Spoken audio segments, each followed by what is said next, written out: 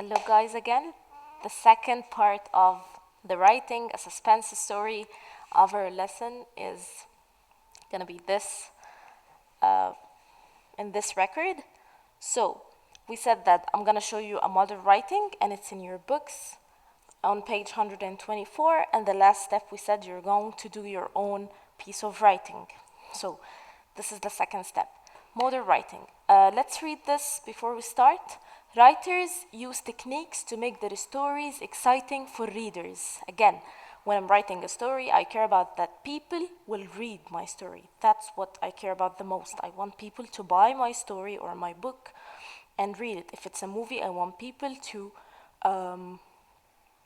go to the cinema and get tickets for my movie and watch it. Example, instead of just describing what is happening, a writer uses conversation between characters to move the story along clearly. So, one of the most important things is that we use conversation.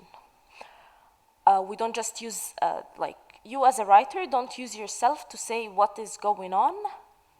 Use speech marks. And for example, Mond Muhammad.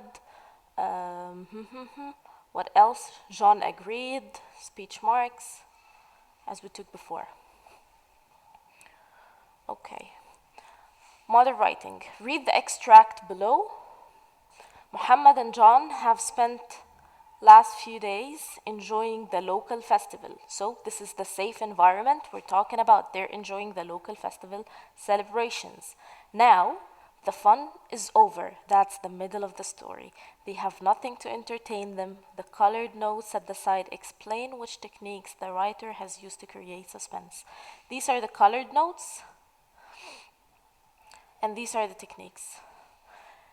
And in the model writing, we have some verbs or words highlighted with the same color of one of the notes. This means this is an example. For example, this is colored with yellow, so throwing is an example of action and movement verbs. All right, let's read together.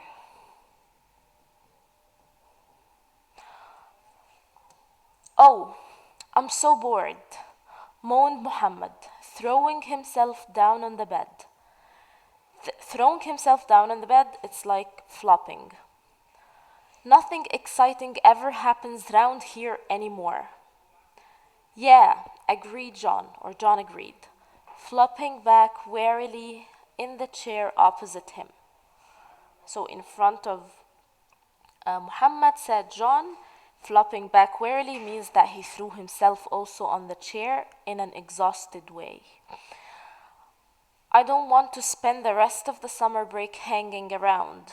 And hanging around here means just staying in the house or staying here bored, not doing anything. Getting bored. Do you see that comma? Notice where the commas have been placed. And this blue is an example of adverbs, yellow and yellow, action and movement verbs. Again, we said that we use short clauses or short sentences, and we cut them off with commas. Notice where the commas have been placed, like here, the summer break hanging around, comma, getting bored. Getting bored is just a clause. It's like a clause. And we cut off or we separate the two clauses using a comma. We didn't use and, for example. Moving on, let's clean the board. They both sat for a minute in silence, staring morosely at the rain battering against the window. It was only 7 o'clock, comma, but already the sky was dark. See here with pink, rain, and sky was dark. Bad weather and darkness are included to create an atmosphere. Also, staring and battering, these are strong verbs. Instead of staring, I could just say looking at the rain, but staring is a stronger verb than looking. We know that verbs go in degrees.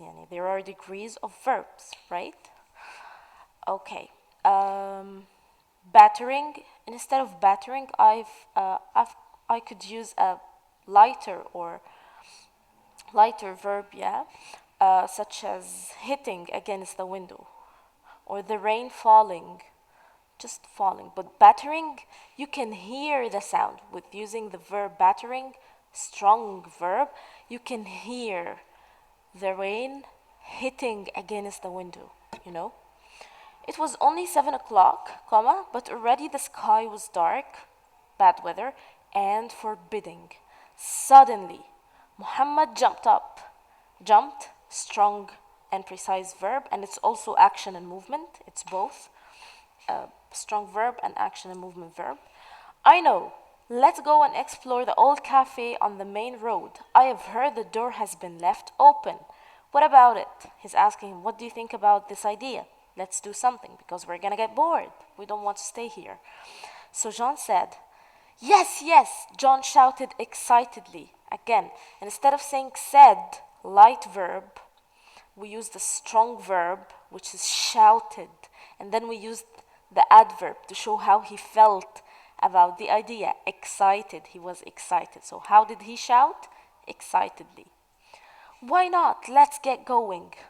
Let's go. That was just the beginning. That was just the beginning, right? Let's see what's gonna happen in the middle when they go to the old cafe. Here we go, next page, 125. Read part 2 of the story and find examples of more techniques used in suspense writing. Copy the table below and write in your examples. This is the table. You will write the examples you find. Copy this in your copybooks. And the techniques are the use of strong, precise verbs that should suggest things happening. A sentence that begins with a present participle verb. Present participle verb is verb plus ing. Like running fast. Looking behind him and running. He fell, for example. A sentence that begins with a present participle verb, then use of adverbs, use of commas to mark off phrases and clauses, to cut them off or separate them. Use of simile. What is this punctuation device called? All right, let's see. At the end here, we'll see. As they approached the old cafe, I'm here, they began to feel scared, very scared indeed. Why on earth had they come here? The night was pitch black, the road was deserted. Moaning eerily, the wind whipped angrily around their ankles, like a fierce dog. John shuddered. Perhaps we should go back. It looks like... and he didn't continue. No, Muhammad interrupted, not wanting to show him that he was scared too.